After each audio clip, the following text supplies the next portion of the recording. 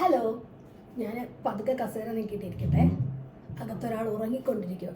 അപ്പോൾ ഉറങ്ങുന്ന ആൾ ഉണർന്നു കഴിഞ്ഞാൽ പിന്നെ പ്രശ്നമാണ്. അപ്പോൾ പുതിയൊരു റെസിപ്പി വീഡിയോയിലേക്ക് എല്ലാവർക്കും സ്വാഗതം. അപ്പം ഇന്ന് ഞാൻ വന്നിരിക്കുന്നത് ഇതാണ് താരം. ഇവനാണ് നമ്മുടെ താരം. ഇവൻ്റെ പേര് അസ്പരാഗസ്. ഇവനാണോ ഇവളാണോ എന്ന് എനിക്കറിയത്തില്ല കേട്ടോ. പക്ഷേ ഞാൻ ഇവനെന്ന് വിളിക്കാം. അപ്പം ഇതാണ് അസ്പരാഗസ്. ഇതിൻ്റെ മലയാളം ശതാവരി, നമ്മുടെ നാട്ടിൽ ശതാവരി എന്നറിയപ്പെടുന്ന അസ്പരാഗസ് ആണ് എൻ്റെ കയ്യിലിരിക്കുന്ന സാധനം. അപ്പോൾ ഇത് നമുക്കിവിടെ ഗ്രോസറി സ്റ്റോറുകളിലൊക്കെ നമുക്ക് കിട്ടും. ഇതിൻ്റെ ഇടയ്ക്ക് ഇതിന് വില കുറയാറുണ്ട്. ചിലപ്പോൾ ഇതിൻ്റെ $7 $6 വരും. ചില സമയത്ത് ഇതിന് ചിലപ്പോൾ ചീപ്പായിട്ട് കിട്ടുകയും ചെയ്യും. ചില സമയത്ത് ലാസ്റ്റ് വീക്ക് എനിക്ക് ഒരു $3 ഇത് കിട്ടിയായിരുന്നു. അപ്പം ഞങ്ങളിവിടെ എപ്പോഴും വാങ്ങിക്കാറുണ്ട് അസ്പരാഗസ് എന്ന് പറയുന്ന സാധനം. നമുക്ക് ഇത് ഒത്തിരി വൈറ്റമിൻസ് നമ്മുടെ ബോഡിയിൽ ചെല്ലും. പിന്നെ പ്രഗ്നൻസി സമയത്ത് പ്രഗ്നൻ്റ് ആയിട്ടിരിക്കുന്നവർക്ക് പ്രഗ്നൻസി സമയത്തും ആഫ്റ്റർ ഡെലിവറിയും നമുക്ക് ബ്രസ്റ്റ് മിൽക്ക് പ്രൊഡ്യൂസ് ചെയ്യാനും, പിന്നെ ഫോളേറ്റ് പ്രഗ്നൻ്റ് ആയിരിക്കുന്ന ടൈമിൽ ഹൈ റിച്ച് ഫോളേറ്റ് ഉള്ള സാധനമാണ്. പിന്നെ ഡയറ്റ് ചെയ്യുന്നവർക്കും ഇത് നല്ല ഉപകാരമുള്ള ഒരു സാധനമാണ് അസ്പരാഗസ് എന്ന് പറയുന്നത്. ഉണ്ടാക്കാനും എളുപ്പമാണ്. നമുക്ക് അസ്പരാഗസ് വേണമെങ്കിൽ അസ്പരാഗസ് മാത്രമായിട്ട് എടുക്കാം, ഗ്രില്ല് ചെയ്ത് കഴിക്കാം വേണമെങ്കിൽ. പിന്നെ അല്ലെങ്കിൽ അസ്പരാഗസ് മാത്രമായിട്ട് നമുക്ക് എന്തെങ്കിലും ഒരു വഴറ്റി എടുത്തിട്ട് മെഴുക്കുവരട്ടി പോലെ കഴിക്കാം. അസ്പരാഗസും മുട്ടയും കൂടെ ചിക്കിയെടുക്കാം. അത് നല്ല ടേസ്റ്റാണ് കേട്ടോ. ഞാൻ പ്രഗ്നൻ്റ് ആയിരുന്ന സമയത്ത് രാവിലെ ജോലിക്ക് പോകണമല്ലോ, അപ്പോൾ ചിലപ്പോൾ ബ്രേക്ക്ഫാസ്റ്റായിട്ട് ഞങ്ങളിവിടെ ഇതാണ് കഴിച്ചുകൊണ്ടിരുന്നത്. അപ്പം അസ്പരാഗസും എന്ത് ചെയ്യുമെന്ന് വെച്ചാൽ മുട്ടയും കൂടിയിട്ട് ചിക്കിയിട്ട് ബ്രേക്ക്ഫാസ്റ്റായിട്ട് കഴിക്കും. അപ്പം മതി. അത് നല്ല നല്ല ഹെവിയാണോ എന്ന് വെച്ചാൽ ഒത്തിരി ഹെവി അല്ല. പക്ഷെ അത് നമുക്ക് ഇടയ്ക്കിടയ്ക്ക് ഇങ്ങനെ വിശപ്പ് അങ്ങനെ വരുമോ, അല്ലെങ്കിൽ അയ്യോ ഞാനൊന്നും കഴിച്ചില്ലല്ലോ, ആ ഒരു ഫീലൊന്നും തോന്നത്തില്ല.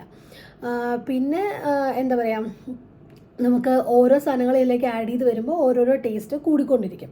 അപ്പോൾ നമുക്കിപ്പോൾ ഒട്ടും സമയമില്ല അസ്പരാഗസ് കഴിക്കാൻ വേണമെന്ന് പറഞ്ഞാൽ അസ്പരാഗസും മുട്ടയും കൂടെ എടുത്ത് അങ്ങ് ചിക്കി കഴിക്കുകയും ചെയ്യാം.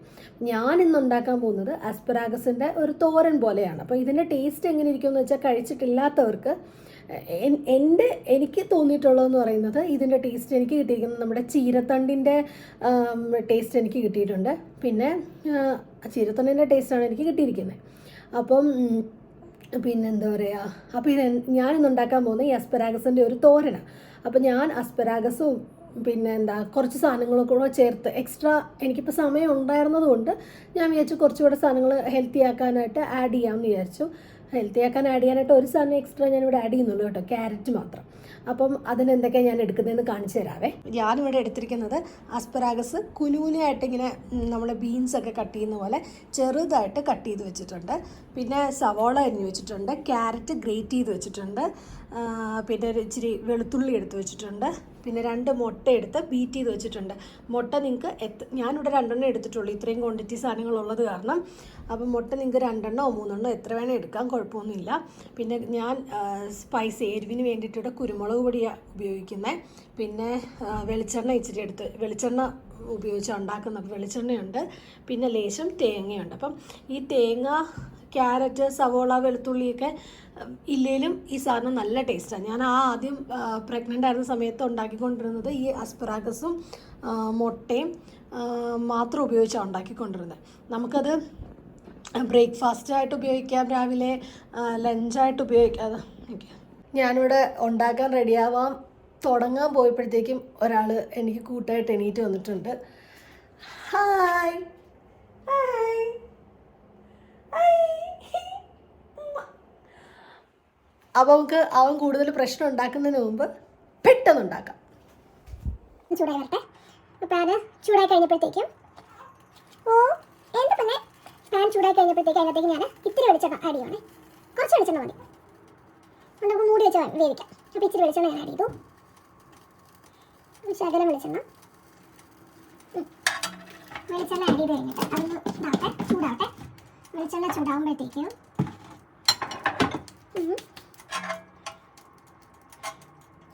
വെളിച്ചെണ്ണ ചൂടായിക്കൊണ്ടിരിക്കുവാണേ.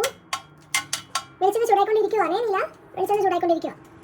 ചൂടായി കഴിയുമ്പോഴത്തേക്കും പിന്നെ എല്ലാം പെട്ടെന്ന് എളുപ്പം ഇതെല്ലാം കൂടെ കൊണ്ട് തട്ടുക. എല്ലാം കൂടെ ഇനി ഒരെണ്ണം ആഡ് ചെയ്തിട്ട് അടുത്ത് ആഡ് ചെയ്യുക അങ്ങനെയൊന്നുമില്ല. എല്ലാം കൂടെ കൊണ്ട് തട്ടിയേക്കാം. സാധാരണ ഞാൻ ചെയ്യുമ്പോൾ എങ്ങനെ ചെയ്യുന്നതെന്നറിയാമോ? സാധാരണ ഞാൻ ചെയ്യുമ്പോൾ ഇതെല്ലാം കൂടെ ഒരു ചെറിയ ചരത്തിലേക്ക് ഇതെല്ലാം കൂടെ അരിഞ്ഞ് ചരത്തിലേക്ക് ഇടും. എന്നിട്ട് ചരത്തിനകത്തേക്ക് ഞാൻ ഉപ്പും കുരുമുളക് പൊടിയും മഞ്ഞപ്പൊടിയും, കുരുമുളക് പൊടി എടുത്തില്ല, ഉപ്പും മഞ്ഞപ്പൊടിയും കൂടി ഇട്ടിട്ട് നന്നായിട്ട് ഞെരടും. ആ ഞെരടിയ സാധനം എടുത്ത് ഇതിനകത്തേക്ക് ഡയറക്റ്റ് ഇടും. ഡയറക്റ്റ് ഇട്ട് കഴിഞ്ഞാൽ അടച്ച് വെച്ച് അത് ഇച്ചിരി വേഗം സോട്ടായി ഒരു 10 മിനിറ്റ് വേണ്ട, അതിന് മുമ്പ് സോട്ടാകും. അപ്പോഴത്തേക്ക് മുട്ടയിനകത്തോട്ട് പൊട്ടിച്ച് വയ്ക്കും.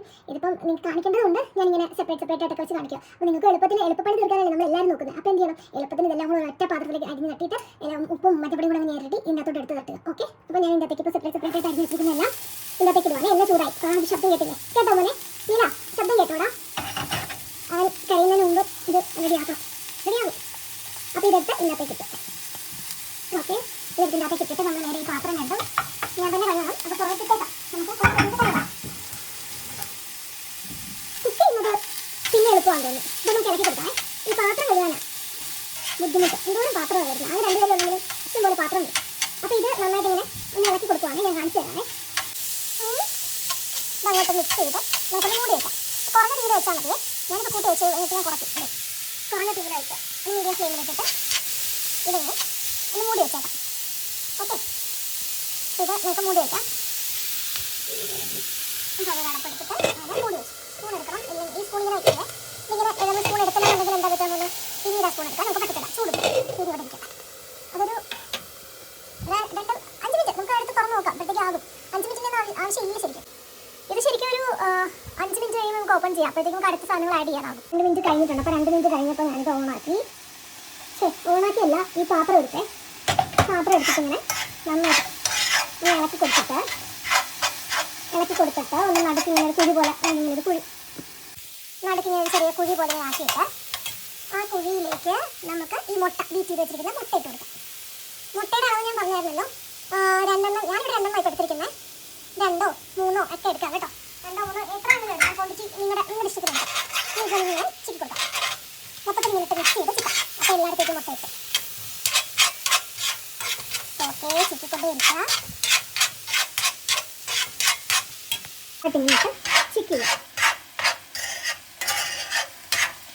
ഞാൻ എക്സോസ്റ്റ് ഇടാനായിട്ട് മറന്നു. അപ്പോൾ ഇവിടെ എപ്പോഴും അടി ഉണ്ടാക്കുന്നത് എനിക്ക് എപ്പോഴും ഇവിടെ വഴക്ക് കിട്ടുന്നത് ഈ എക്സോസ്റ്റ് ഇടുന്നില്ലെന്നും പറഞ്ഞാൽ.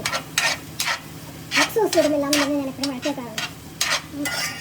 ഞാൻ നന്നായിട്ട് ഇങ്ങനെ മിക്സ് ചെയ്ത് കേട്ടോ. നന്നായിട്ട് ഇങ്ങനെ മിക്സ് ചെയ്ത് ഇളക്കി ഇനി ഇതിൻ്റെ അകത്തേക്ക് നമ്മുടെ ലാസ്റ്റത്തെ ഇൻഗ്രീഡിയൻ്റായ തേങ്ങ കൂടി ഇങ്ങനെ ആഡ് ചെയ്ത് വെക്കുക.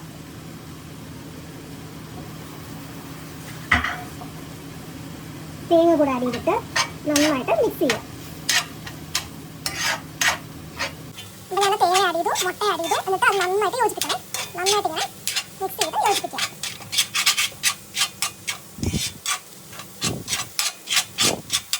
ഓക്കെ, ഇനി മിക്സ് ചെയ്ത് യോജിപ്പിച്ചതിന് ശേഷം നമ്മൾ ഇത്തിരി ഉപ്പൊക്കെ മതിയോ എന്ന് നോക്കണം.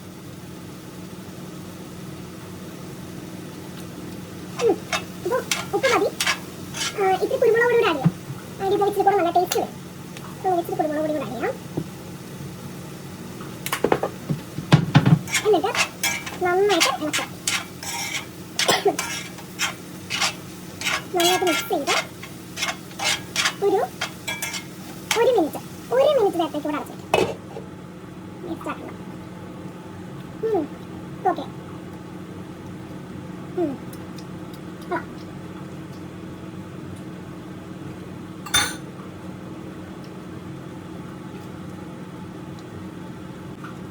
അപ്പോൾ ഞാൻ 1 മിനിറ്റ് നേരത്തേക്കും കൂടെ വെച്ചിട്ടുണ്ടായിരുന്നല്ലോ. അപ്പോൾ 1 മിനിറ്റ് നേരം കഴിഞ്ഞപ്പോഴത്തേക്കും ഞാനിത് ഇങ്ങനെ ഓപ്പൺ ചെയ്യുവാണ്.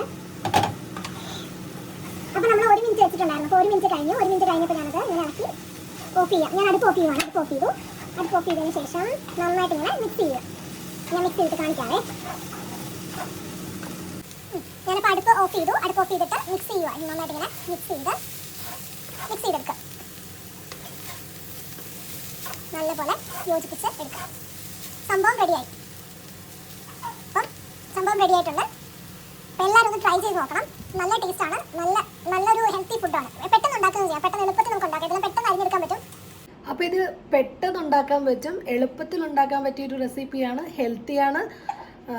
എല്ലാവരും ഒന്ന് ട്രൈ ചെയ്ത് നോക്കിയിട്ട് എങ്ങനെയുണ്ടെന്ന് കമൻറ്റ് ബോക്സിൽ മെസ്സേജ് അയക്കണേ. ഞാനത് ടേസ്റ്റ് ചെയ്ത് നോക്കട്ടെ.